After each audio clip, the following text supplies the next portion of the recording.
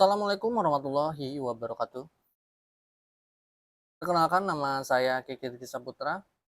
Pada kesempatan kali ini, saya akan mempresentasikan jawaban untuk tugas pemrograman Python. Nah, di sini saya sudah membuat contoh programnya ya.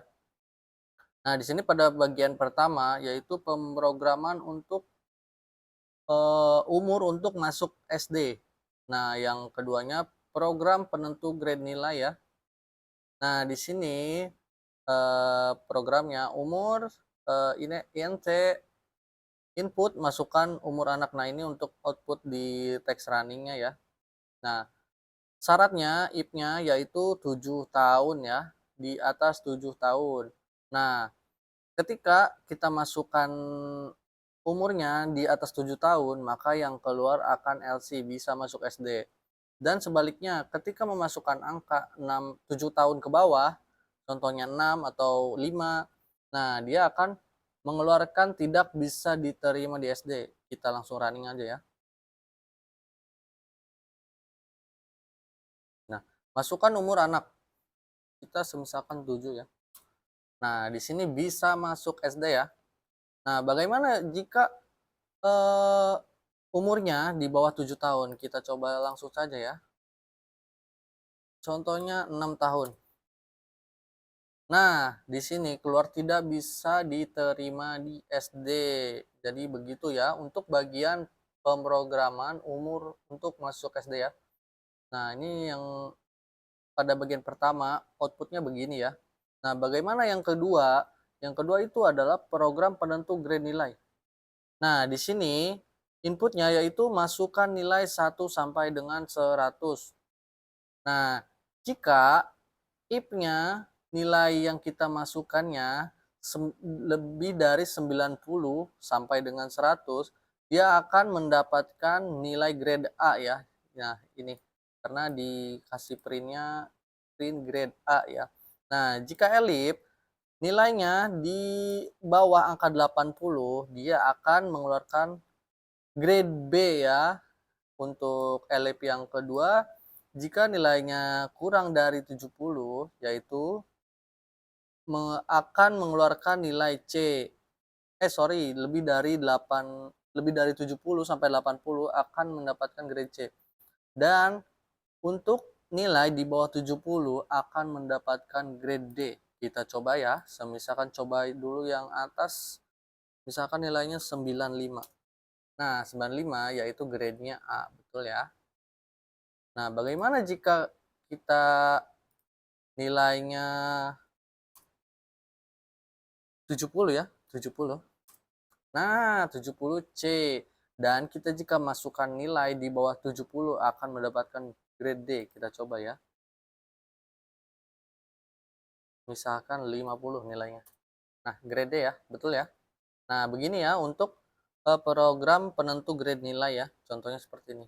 Jadi ketika nilainya di atas 90, nah yang benar ini if elif 80, elif kedua 70 dan LC-nya grade D ya ketika di bawah 70. Nah, begini saja untuk program bagian 1 dan 2 ya. Nah, lanjut ke yang program bagian ketiga. Nah, di sini ada contoh program yang sudah saya buat, yaitu contoh menggunakan for, contoh menggunakan will, gitu ya. Nah, ini itu adalah program perulangan. Saya menggunakan for loop untuk melakukan interaksi secara teratur. While loop yang akan terus berjalan selama kondisi yang ditentukan terpenuhi, keduanya menunjukkan cara kerja pengulangan dasar dalam Python ya. Contohnya, misalkan ini, kita rubah angka 5 ya. Nah, dia akan menghitung dari 1 sampai dengan 4 ya. Kita coba apakah betul? Nah, betul ya. Dia menghitung 1 sampai 4. Nah, ketika kita di sini dirubah semisalkan 10, dia akan menghitungnya dari 1 sampai 9 saja ya. Nah, bagaimana jika yang will? Kalau yang will, dia akan menghitung dari 1 ya. Karena J-nya itu 1. Kita will-nya tuh J sama dengan 1 ya. sampai dengan 7. Misalkan kita rubah ini jadi 3, 3, ini jadi 8. Nah, apa yang terjadi ya? Kita coba ini 3.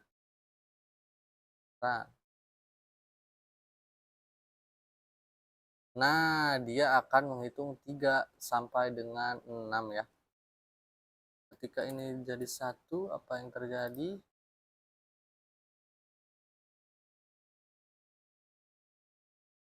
Nah, begitu ya. Dia akan menghitung 3, 4, 5, 6, 7, 8 ya, begitu ya.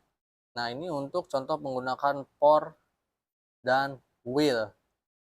Nah, untuk yang terakhir, saya sudah buat lagi, nah ini adalah list-list sayuran ya,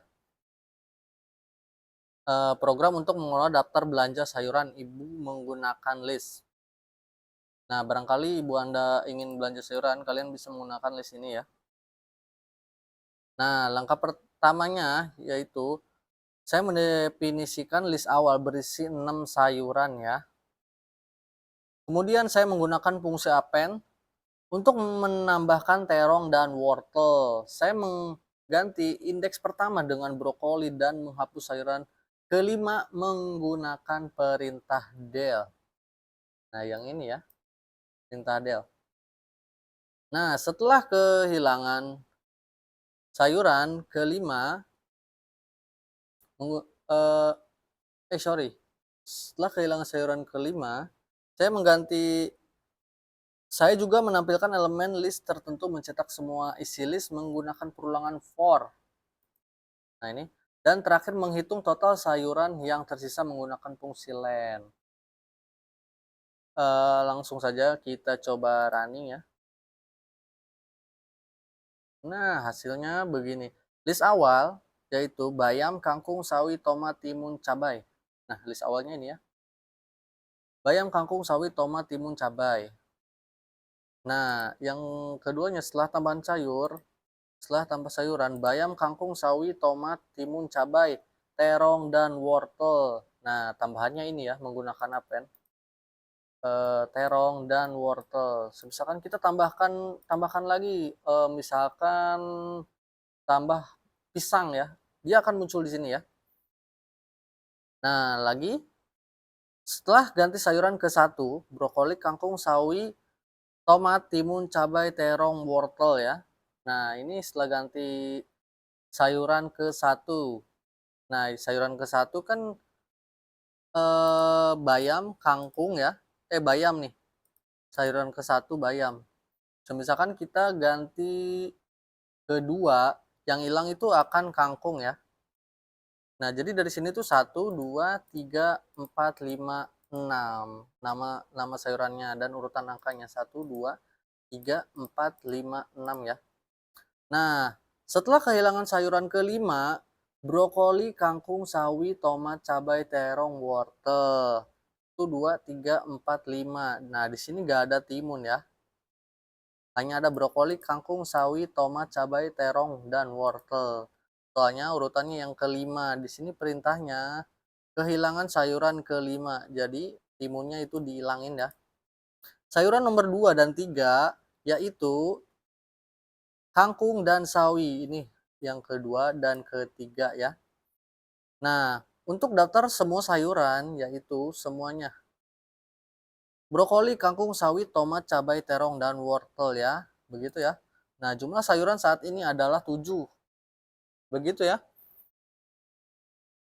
Nah, ini contoh programnya list sayuran. Kalian juga bisa menggunakan list buat makanan dan lain-lain ya.